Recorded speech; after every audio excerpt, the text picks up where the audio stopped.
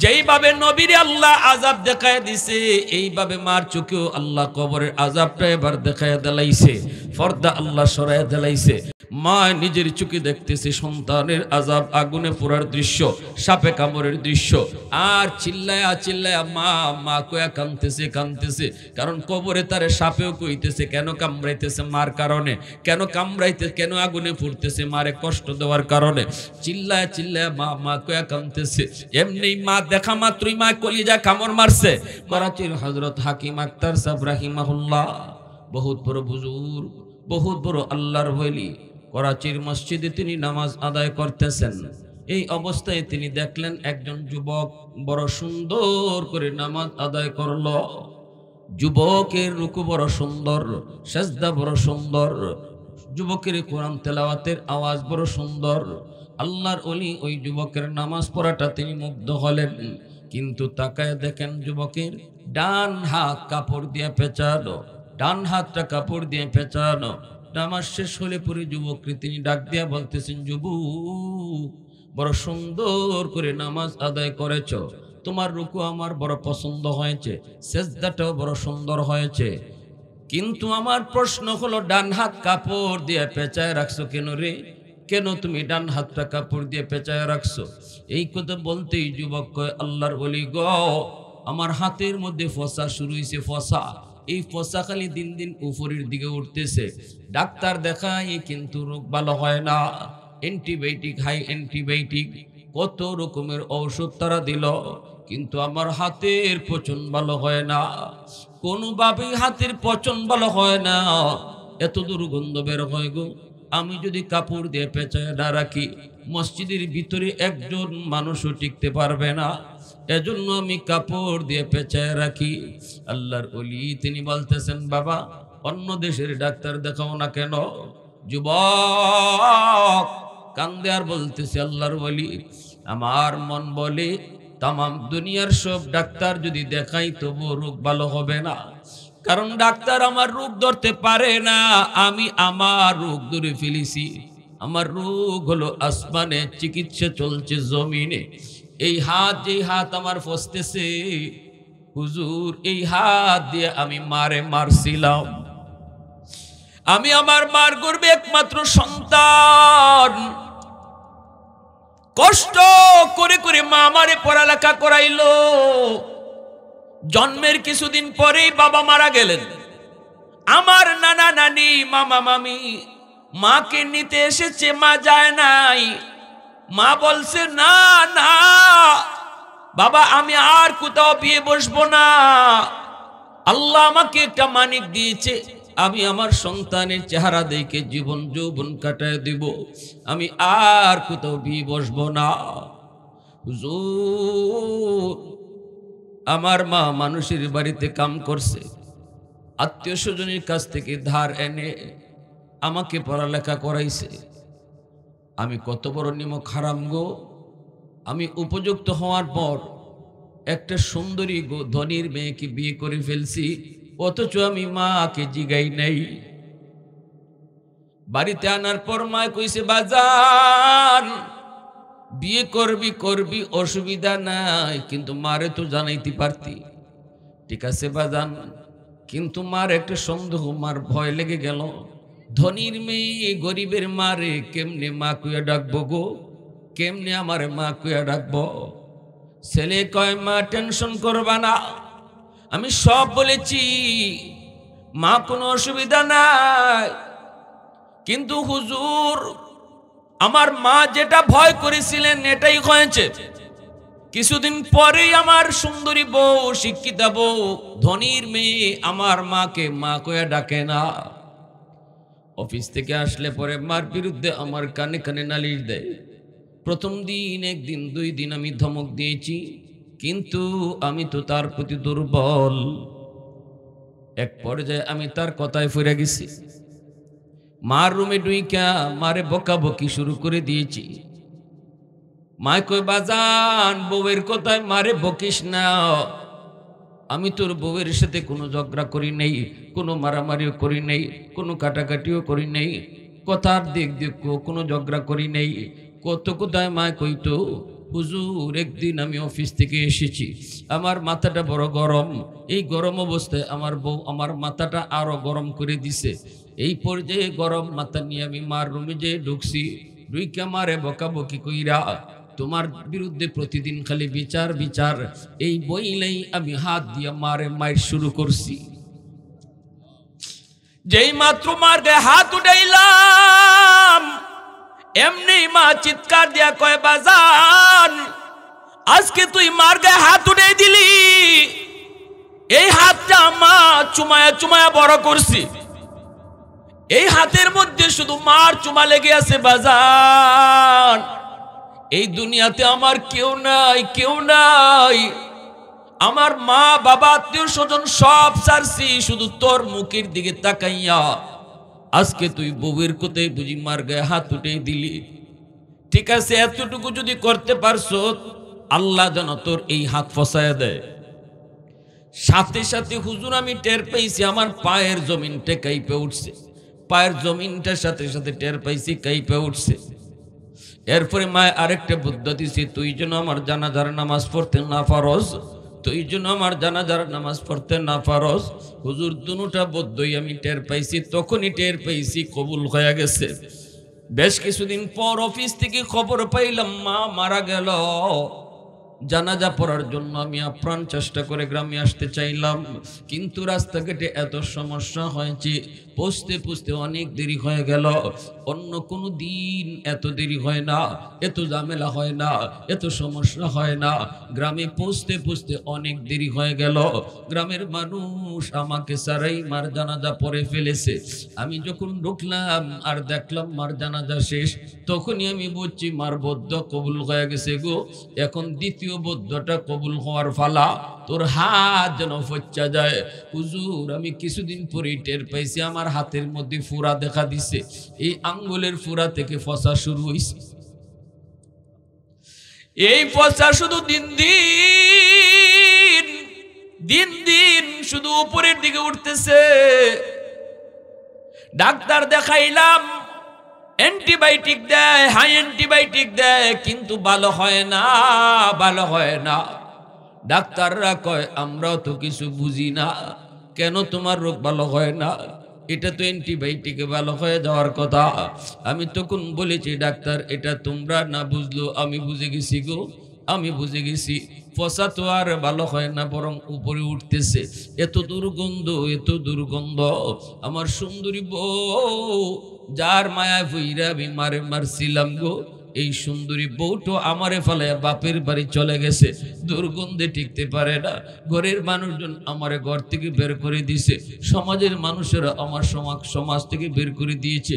আমি যেখানে থাকি এখানেই দুর্গন্ধ, মানুষ টিকতে পারে না। এখন আমি রাস্তায় রাস্তায় ঘুরি, মসজিদে মসজিদে তাকি আর আল্লাহর দরবারে কান্দি। এই দুনিয়াতে আমার কেউ নাই। আমি আমার মার গায়ে হাত উঠানোর কারণে আল্লাহ দুনিয়াতে নগদ শাস্তির মধ্যে ফালায় দিছে। নাউজুবিল্লাহ, জোরে কও। হুজুর আমার বাঁচার কোনো উপায় আসেনি, বাঁচার কোনো উপায় আসেনি। করাচির হযরত হাকিম আখতার সাহেব রাহিমাহুল্লাহ বয়ানের মধ্যে বলেছেন, কিতাবের মধ্যে ঘটনা লিখেছেন, আল্লাহর ওলি কই যুবক আল্লাহর কাছে কান্দো। শোনো রে, আল্লাহর কাছে যতই তুমি কান্দো, যদি বাপ মার দিল তোমার উপরে খুশি না হয়, বিশেষ করে মার যে মারে কষ্ট দিছো, এই মা যদি তোমার উপরে খুশি না হয়, মা যদি হাসরের ময়দানে মাফ না করে, তাহলে বাঁচবার কোনো উপায় নেই। আল্লাহ কিন্তু তোমারে মাফ দিবে না, আল্লাহ মাফ দিবে না। হাসরের ময়দানে মারে তুমি বাঁচানোর ব্যবস্থা করো।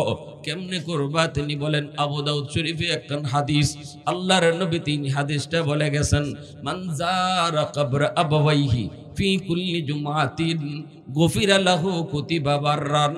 জুম্মার দিন যদি সন্তান বাপ মার কবর জিয়ারত করে, এই জিয়ারতের উসিলায় আল্লাহ বাপ মারে মাফ করে, সন্তানরাও আল্লাহ মাফ করে দেয়। আওয়াজ দিয়া কও না সুবহানাল্লাহ, আরো আওয়াজ দিয়া সুবহানাল্লাহ। এ যুবক বলো না, জুম্মার দিন কবর জিয়ারত কঠিন কাজ না সহজ কাজ? আরো জোরে, কঠিন না সহজ? জুম্মার দিনে কবর জিয়ারত যদি তুমি করো, এই জিয়ারতের উসিলায় যদি আল্লাহ পাক তোমারও মাফ করে, তোমার বাপ মারও মাফ করে, বাপ মা যদি মাফ করে দেয়, আল্লাহ যদি মাফ করে দেয়, সন্তানের দোয়ার উসিলায় যদি বাপ মার আল্লাহ মাফ করে দেয়, কিয়ামতের ময়দানে আল্লাহ এটাই কইব, মারে ও মা, তোমার সন্তানের বিরুদ্ধে তুমি মামলা দিছো, কিন্তু তুমি যে জান্নাতি হইছো জানোনি? এই সন্তানের দোয়ার উসিলায় সন্তান জুম্মার দিন তোমার কবরের পাশে গিয়া কাঁদছে, কবরের পাশে গিয়া কোরআন তেলাওয়াত করছে, এই খাতিরে আমি আল্লাহ তোমারে মাফ করে দিছি। এবার তুমি কও তোমার সন্তানের মামলা তুমি তুলবাইনি, তখনই মা খুশি হয়, কইব মালিক আমার সন্তানকে মাফ করে দিছি। আওয়াজ দিয়ে সুবহানাল্লাহ। আর নতুবা মাপের কোনো উপায় নাই, উপায় নাই। এই পৃথিবীতে আব্দুল কাদের জিলানী একজন দুইজন না, হাজারো আব্দুল কাদের জিলানী যদি ঘরে ঢুকাও, তোমার ঘরে যদি দাওয়াত খাওয়াও, তাদের ইন্ডিয়া যদি তুমি দোয়া করাও, তবু আল্লাহর দরবারে তোমার দোয়া কবুল হবে না। যদি মার কলিজায় ব্যথা থাকে, বাবার কলিজায় ব্যথা থাকে, কারণ মায়ের নবী, দয়ার নবী মদিনার কবর জান্নাতুল বাকির পাশ দিয়ে নবী সাহাবায়ে কেরামদেরকে নিয়ে যাইতেছেন। এই অবস্থায় আল্লাহর নবী মদিনার কবর, ওই কবরের ভিতরে দেখতেছেন একটা যুবক, নগদ কবর হইছে যুবকটার। এই যুবকটা কবরের ভিতরে আযাব ভোগ করতেছে, আগুনে পুড়তেছে, সাপের কামড় খায়, আর মা মা কয়ে চিৎকার করে কান্না করে। আল্লাহ পাক অন্তর চোখে নবীর দেখায় দিছেন কবরের আযাব। আল্লাহ মানুষে দেখায় না রে যুবক, আল্লাহ পাক মানুষের চোখের আড়াল করে রাখছে। কেন আল্লাহ কবরের আযাব মানুষের চোখের আড়াল করলো? যদি কবরের আযাব আল্লাহ আড়াল না করত, দুনিয়ার মানুষ যদি কবরের আযাব দেখি ফেলাইতো, তাহলে রাতের বেলা কবরের পাশ দিয়ে তুমি যাও, এটা তো দূরের কথা, দিনের বেলাও কেউ কবরের পাশ দিয়ে যাওয়ার সাহস করত না। যত দূর পর্যন্ত কবর দেখা যায়, এত দূরের ভিতরে কেউ বাড়িঘর বানাইতো না। কবরের আযাব যদি মানুষ দেখতো, আর ওই মুর্দার চিৎকার কান্নার আওয়াজ যদি শুনতো, ফেরেশতার মাইরের আওয়াজ যদি শুনতো, কবর যত দূর পর্যন্ত দেখা যায়, এর ভিতরে কেউ বাড়িঘর পর্যন্ত বানাইতো না ডরাইয়া।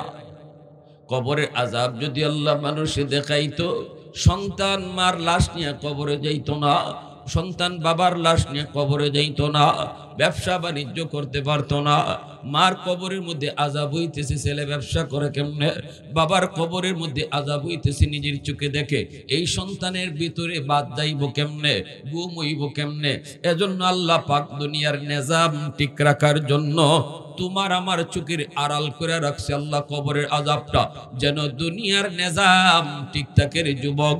কিন্তু আল্লাহ পাক মাঝে মাঝে আল্লাহ পাক দেখায়, দুই একটা নজির মাঝে মাঝে আল্লাহ দেখায়। দেখবেন কবরের উপর থেকে গরু ছাগল দৌড় মারে, মাঝে মাঝে দৌড় দেয় না, হাইওয়ান মাঝে মাঝে টের ফাইলায় কবরের মধ্যে আযাব, কবরের চিৎকার আওয়াজ শুননালায় হাইওয়ানে। আল্লাহ মানুষের কানে শোনায় না, মানুষের কানে শোনাইলে দুনিয়াদারি বন্ধ হয়ে যেত, হাইওয়ান মাঝে মাঝে টের ফাইলায়। এমনি ভাবে আল্লাহ রাসূল সাল্লাল্লাহু আলাইহি ওয়াসাল্লামকে আল্লাহ দেখাইলিছেন কবরের আযাবটা, আল্লাহর নবী সরাসরি দেখে লাইছেন। দ্বীনের নবী, মায়ার নবী, রহমতের নবী, উম্মতের কান্ডারি নবী, কবরের ভিতরে যুবকের আযাব। আল্লাহ নবী দৃশ্য দেখার পর কিভাবে যাবেন? যুবকের জন্য নবীদের দরদ হবেই, কারণ সে তো নবীর উম্মত। ঠিক না নি? আমার নবীর চোখে কোনো বিপদ নবী দেখবেন আর চুপচাপ চলে যাবেন, হতেই পারে না। নবীজি কারো দেখলে কষ্ট দেখলে নবীরও কষ্ট লাগতো, কারো চোখে পানি দেখলে নবী নিজেও কাঁদতেন। কবরের ভিতরে যুবকের কান্নার আওয়াজ শোনার পর, আযাব দেখার পরও নবী তো যাইতে পারেন না। নবীজি সাহাবায়ে কেরামকে নিয়ে দাঁড়ায় গেলেন। আল্লাহর নবী বলতেছেন, সাহাবীরা রে, আমি ওই যুবকের জন্য একটু আল্লাহর দরবারে সুপারিশ করব, তোমরা শুধু আমার সাথে আমিন আমিন বলবা। আমি আল্লাহর কাছে সুপারিশ করব, তোমরা শুধু আমিন আমিন বলবা। নবীজি হাত উঠায় দিয়েছেন। সাহাবীরা তো আযাব দেখেন না, নবীজি আযাব দেখতেছেন। নবীজি হাত উঠায় কই, মালিক, ও মালিক, তুমি তো আমাকে রহমতের নবী বলেছো, তুমি তো আমাকে দয়ার নবী বলেছ, আল্লাহ রহমতের নবী কবরের পাশ দিয়ে চলে যাবে, আর এই কবরের মধ্যে আযাব হবে, হয় না মালিক, হয় না। আল্লাহ তুমি তার আযাবটা বন্ধ করো। আল্লাহর নবী যখন কইছেন আযাব বন্ধ করো, সাহাবায়ে কেরাম সাথে সাথে বলছেন আমিন, আল্লাহ তুমি কবুল করো। কিন্তু যুবকের আযাব বন্ধ হলো না, যুবকের আযাব বন্ধ হলো না। নবীজি আবার হাত উঠায় দিয়েছেন, সাহাবায়ে কেরাম আবারও আমিন বলছেন, এইবারও যুবকের আযাব বন্ধ হলো না। আবারও রহমতের নবী হাত উঠাইছেন, দুইটা রহমতি হাত, এরপরও কিন্তু যুবকের আযাব বন্ধ হলো না। তিনবার নবী হাত উঠাইছেন। এ যুবক একটু দিলটা নরম করে কথাগুলি একটু বোঝার চেষ্টা করো রে। কারে তুমি কষ্ট দিতেছ, কার কলিজায় তুমি আঘাত দিতেছ? দুনিয়ার সব মানুষই তুমি খুশি করলা, কিন্তু বাপ মারে যদি কষ্ট দেও আল্লাহ তোমার উপর রাজি না। দুনিয়ার সব মানুষকে যদি তুমি রাজি করো, বাপ মারে যদি রাজি রাখতে না পারো, আল্লাহ রাসূল কই রাদার রাব্বি ফি রাদাল ওয়ালিদাইন ওয়া সাকাতুর রাব্বি ফি সাকাতিল ওয়ালিদাইন। বাপ মা রাজি থাকলে আল্লাহ রাজি, বাপ মা নারাজ থাকলে আল্লাহ নারাজ। তামাম দুনিয়ার সব মানুষ তোমার উপরে রাজি, কিন্তু বাপ মা রাজি না। আল্লাহ কয় আমিও তোর উপরে রাজি না। নামাজ পড়েও রাজি করাইতে পারবা না, বছরে বছরে হজ কইরেও আল্লাহকে রাজি করাইতে পারবা না, মসজিদ মাদ্রাসায় লক্ষ লক্ষ টাকা দান কইরেও আল্লাহকে রাজি করাইতে পারবা না। যদি বাপ মা রাজি না থাকে, কে রাজি না থাকলে যখন কে রাজি না থাকলে, বাপ মা যদি রাজি না থাকে আল্লাহ রাজি হবে না। রহমতের নবী হাত উঠাইছেন কয়বার? জোরে আওয়াজ দিয়ে কয়বার? এরপর যুবকের আযাব বন্ধ হলো না। অথচ আমার নবীর হাতের দাম আসেনি না নাই? নবীজি একবার হাত উঠাইলি আল্লাহর দরবারে কবুল, নবীজি হাত উঠাইলি আল্লাহর দরবারে কবুল, ঠিক না নি? তাবুক যুদ্ধ থেকে নবী আসতেছেন, আমার নবীর হাতের দামটা বুঝাইবার লাগে একটা ঘটনা কই।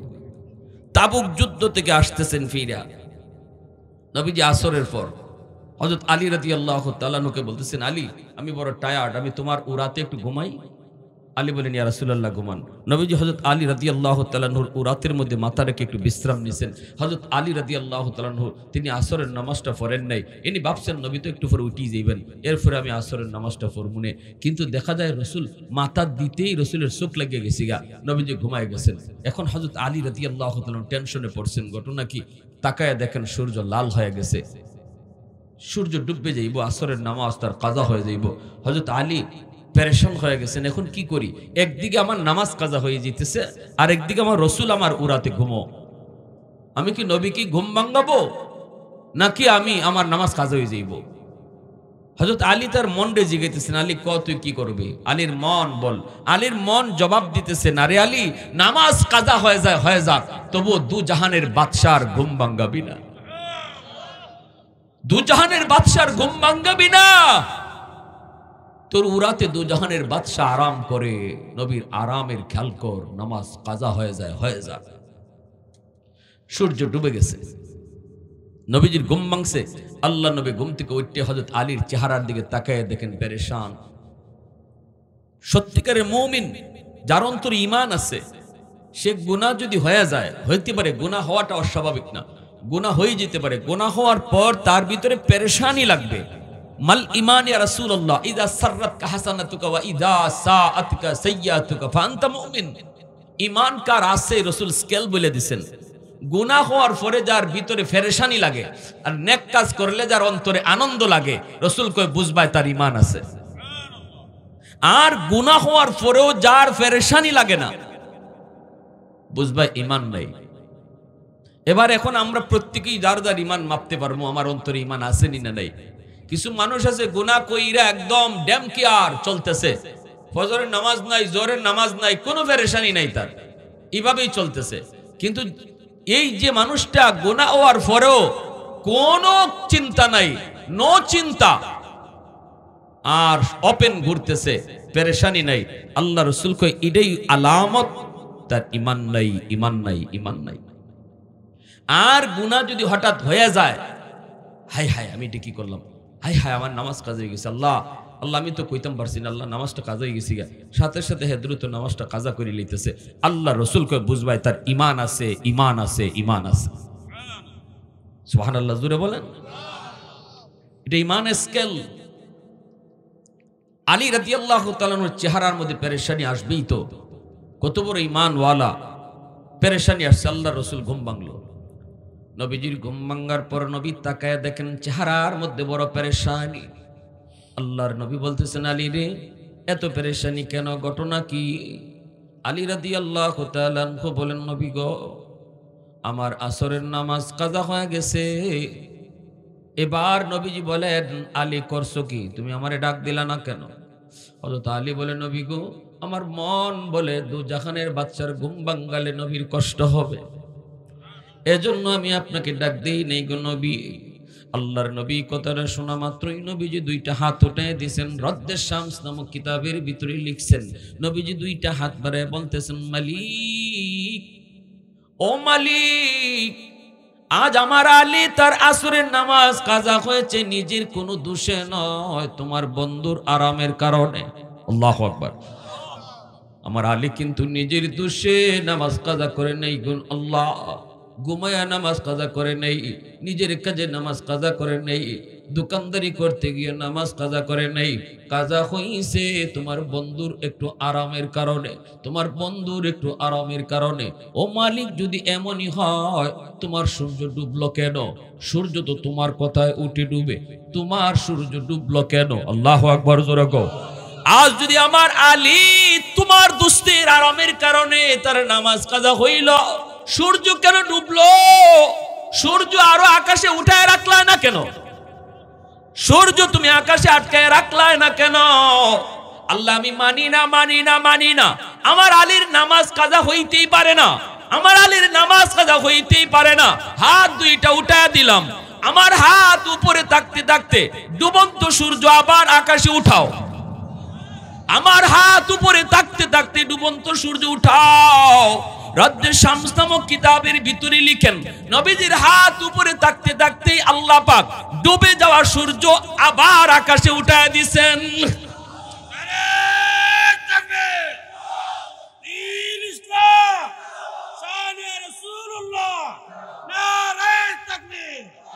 उल्फत में तेरी वैसी ने दंदान को तोरा, बो बकर उमर नक्श कदम तेरा न छोरा।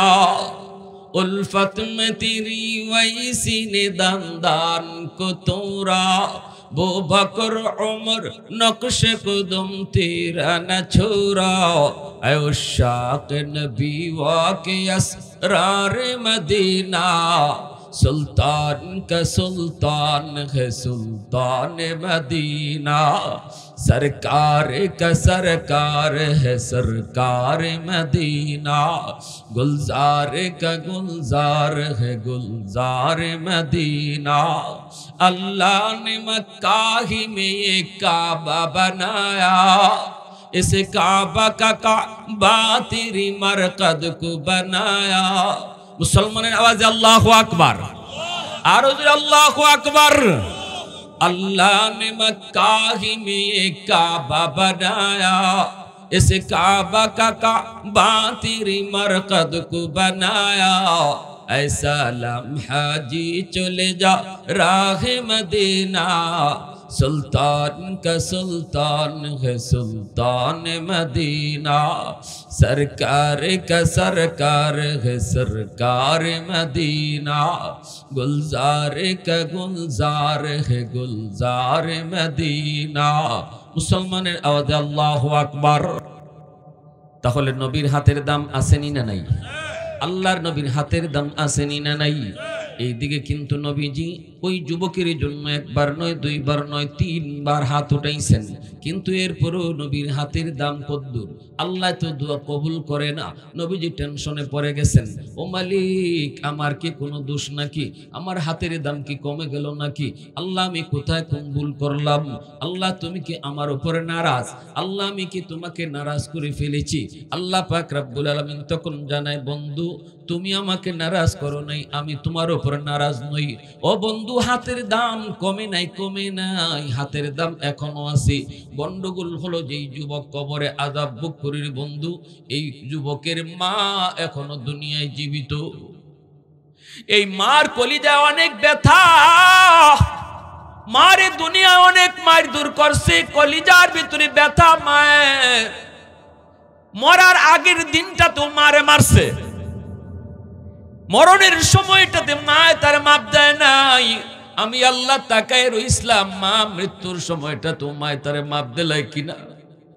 আমি আল্লাহ দেখতেছিলাম মরণের সময়টাতে সন্তানের যখন রূহটা বাইর হয়, এই সময়টা তো মা তার মাপ দিলাই কিনা। কিন্তু এত কষ্ট মারে দিছে বন্ধু, এত নির্যাতন মারে করছে, মৌতের কষ্টটা দেখার পরও কিন্তু মা সন্তানরে মাপ দিছে না, সন্তানেও মার কাছ থেকে মাপ নিছে না। এজন্য আমি আল্লাহ সিদ্ধান্ত নিয়েছি, যতক্ষণ পর্যন্ত মায় তারে মাফ না দিব, আমি তোমার সুপারিশ কবুল করব না। এবার আমারে তুমি বলো, আমার রহমতের নবীর সুপারিশ কবুল হয় না, সেখানে আব্দুল কাদের জিলানী, মঈনুদ্দিন চিশতিরে ঘরে আনিয়া যদি দাওয়াত করাও, দাওয়াত খাও, হাত উঠায় তারা, মার কলিজায় যদি ব্যথা থাকে, তাদের দোয়া কি কবুল হইব? কারণ হাজারো আব্দুল কাদের জিলানী আমার নবীর পায়ের ধুলার সমানও না। আওয়াজ দেখো ঠিক কিনা? হাজারো মঈনুদ্দিন চিশতি আমার নবীর পায়ের ধুলার সমানও না। সেখানে আমার নবীর সুপারিশ যেখানে কবুল হয় না, তুমি তোমার পেশাবরে মুরগি খাওয়াও, রান খাও, মুরগির রান খাওয়াও, তুমি তোমার পেশাবরে তুমি খাসি খাওয়াও, গরু খাওয়াও, কদলে যাও, যত জালিয়ে যাও, গরু আর মহিষ যা তুমি খাওয়াও, কিন্তু মার কলিজায় যদি ব্যথা থাকে রে যুবক, বাবার কলিজায় যদি আঘাত দিয়া থাকো, পেশাবরে আত্মি খাওয়াইলো আল্লাহ খুশি হইতো না। পেশাব যদি হক্কানি পীর হয়, খাঁটি আল্লাহওয়ালা হয়, খুশি করো, শরীয়তের বিধান। আমরা এটা বলি যে হ্যাঁ হক্কানি পীরদের কাছে যাইবা কেন?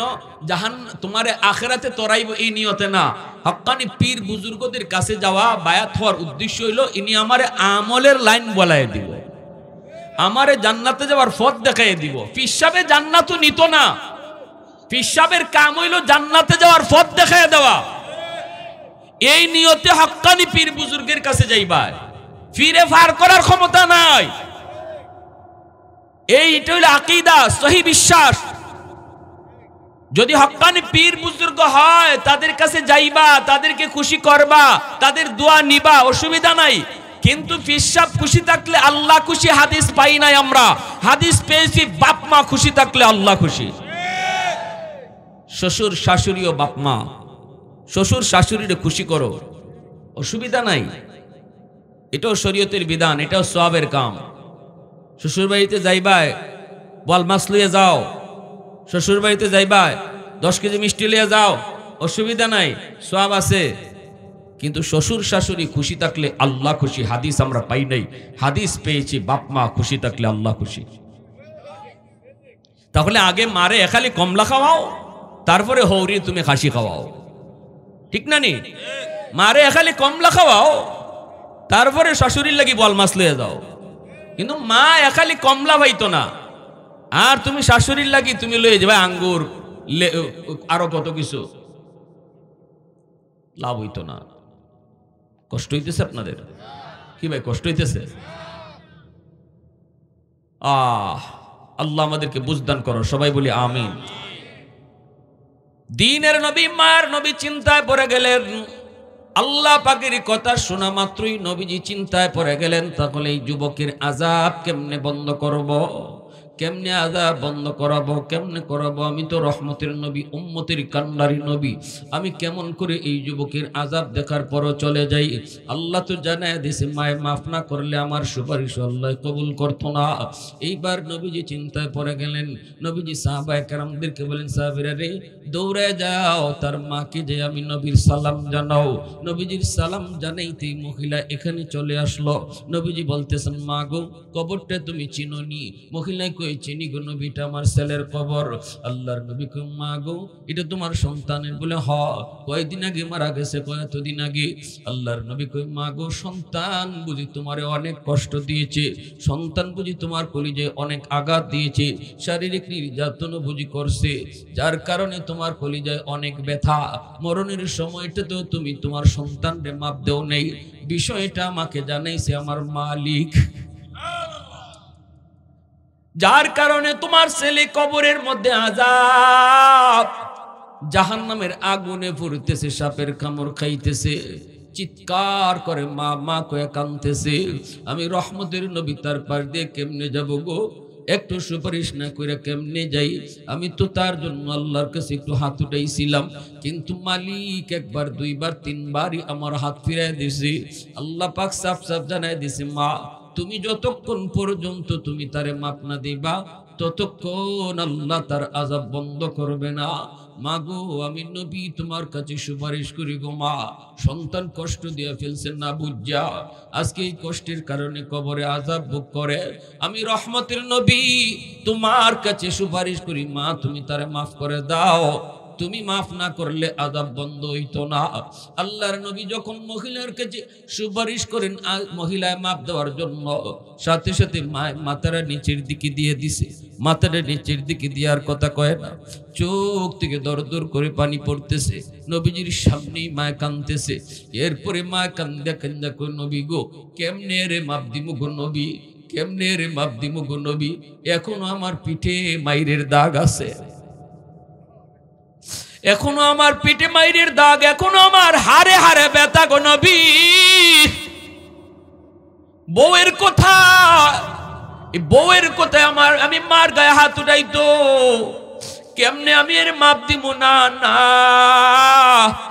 আমি এর মাপ দিব না, মাপ দিব না। আল্লাহর নবী যখন দেখতেছেন মার দিল শক্ত হয়ে গেছে, মায় মাপ দিত না, নবীজির চোখ থেকে পানি ঝরতেছে, মায় কান্দে, নবীও কান্দে। এইবার নবীজি চিন্তায় পড়লেন, মালিক কেমনে কি করি গো মালিক, ও মালিক মার দিল তো অনেক শক্ত হয়ে গেছে, এই দিলের মালিক তো তুমি আল্লাহ, দিল নরম করা শুধু তোমার কাম, এটা মানুষের কাম না।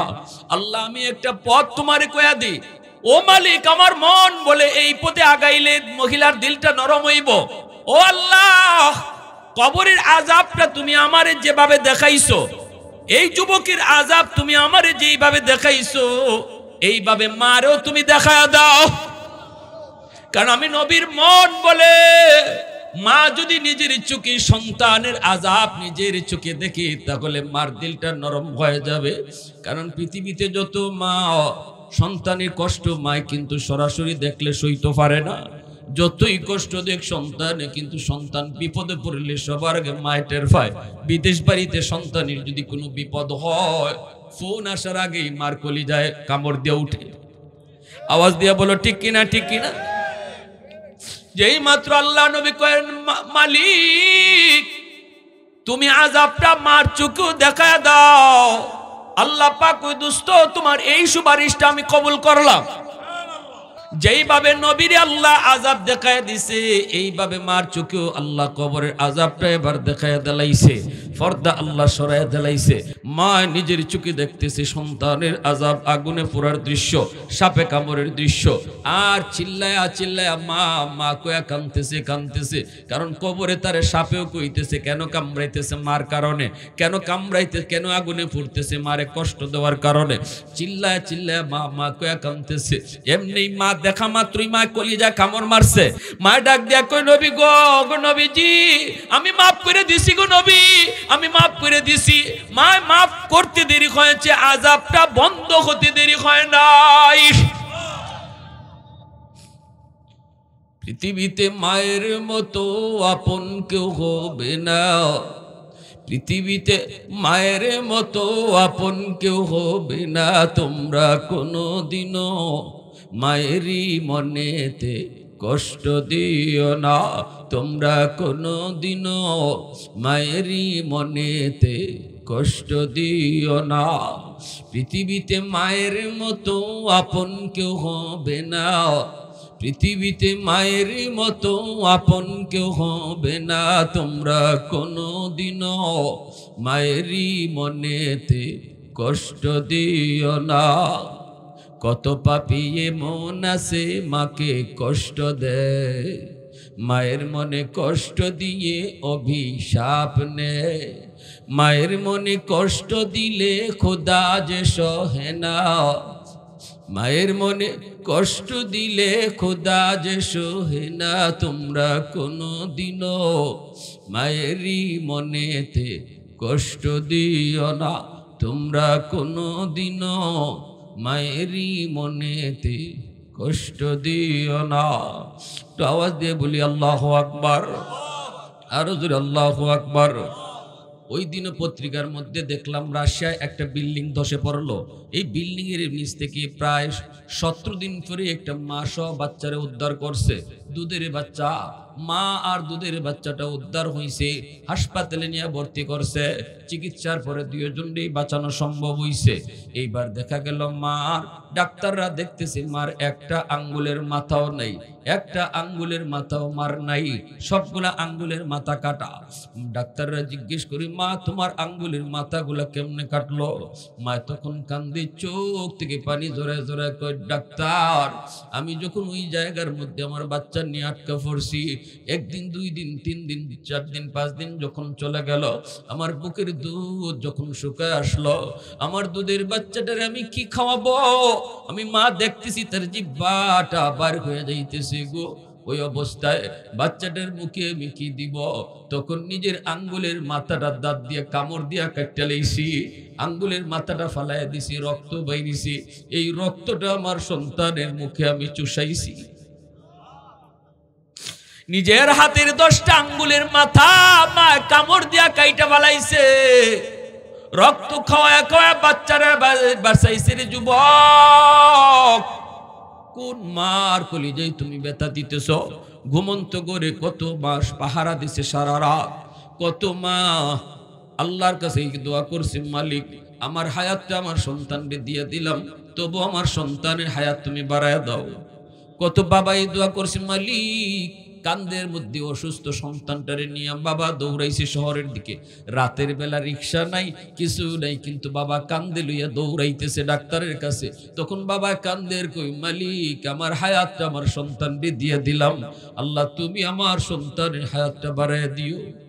এই বাপ মার কলিজায় ব্যথা দিয়া এই দুনিয়াতে সফলতা ইম্পসিবল হয় না, হয় না, হয় না।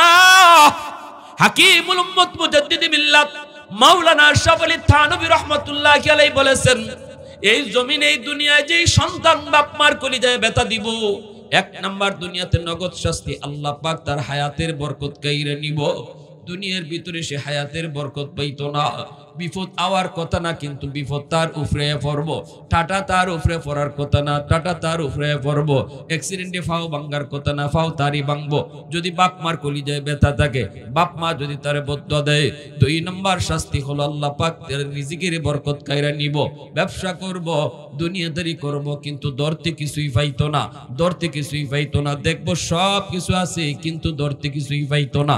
3 নম্বর থানভী রাহমাতুল্লাহি আলাইহি বলেন, 3 নম্বর হলো তার সন্তানও আল্লাহ পাক এরকম ভাবে বেয়াদব বানাইবো। আজকে যেইভাবে তার মারে তার বাবারে সে কষ্ট দেয়, 3 নম্বর শাস্তি হলো তার সন্তানও তারে এইরকম দুনিয়াতে জ্বালাইবো।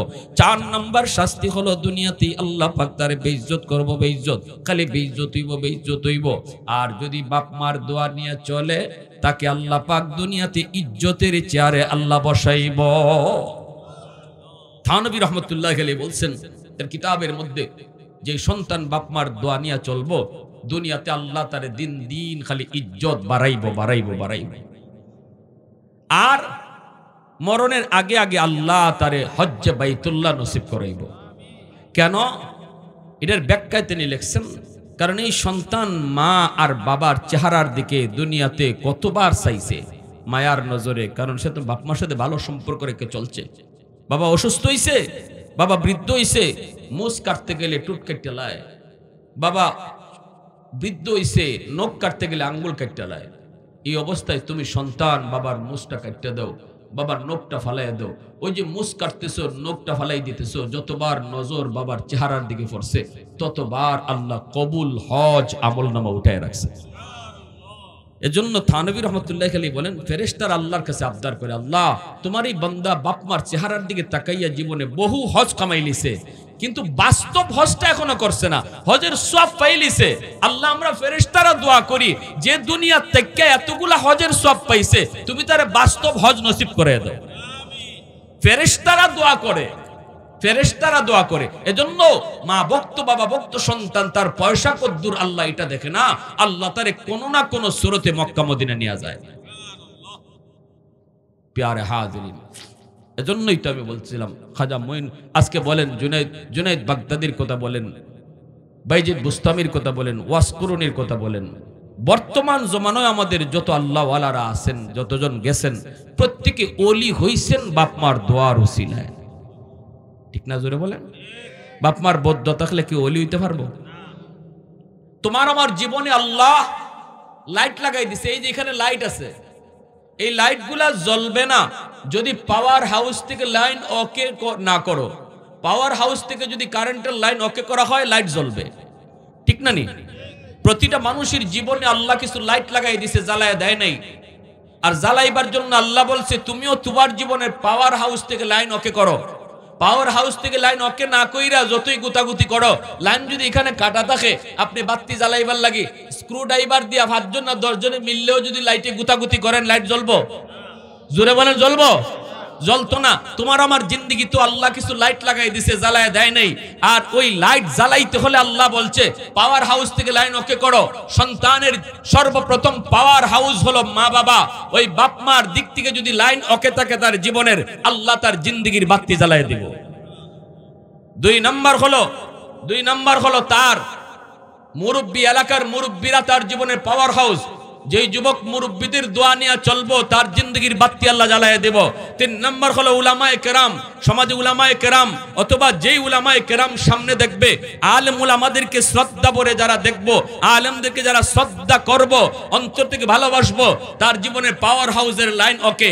এই 3 জায়গা থেকে যার জীবনের লাইন ওকে থাকবো, আল্লাহ তার জীবনের বাতি জ্বালায় দেব। প্যারে হাজিরিন, এজন্য বলি বাতি কিন্তু আল্লাহ লাগায় দিছে, জ্বালায় দেয় নাই।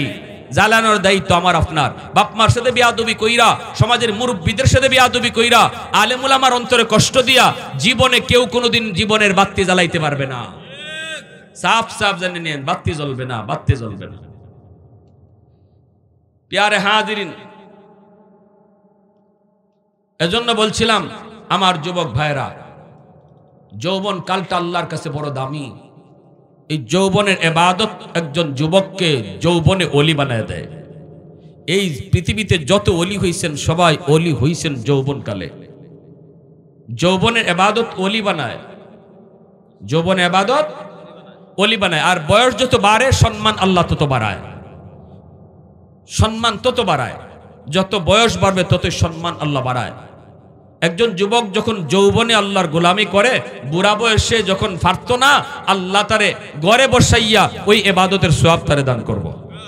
এটা পবিত্র কোরআনের সূরা 3 এর মধ্যে আল্লাহ 4টা কসম খেয়ে কথা বলছেন, ইল্লাল্লাযীনা আমানু ওয়া আমিলুস সালিহাত ফালাহুম আজরুন গায়রু মামনুন। যদি গায়ে শক্তি থাকা অবস্থায় আল্লাহর গোলামি ঠিকমতো করো, তাহলে যেই বয়সে গায়ে শক্তি থাকতো না, ফারতায় না, তুমি চেষ্টা করবাই মসজিদে নামাজ পড়ার, এরপরে ফারতায় না, গড় পড়তেছো, আল্লাহ পাক রব্বুল আলামিন 4টা কসম খায়া কয়, গড়ে নামাজ পড়লেও তারে আমল নামায় মসজিদে জামাতের সওয়াব দান করো।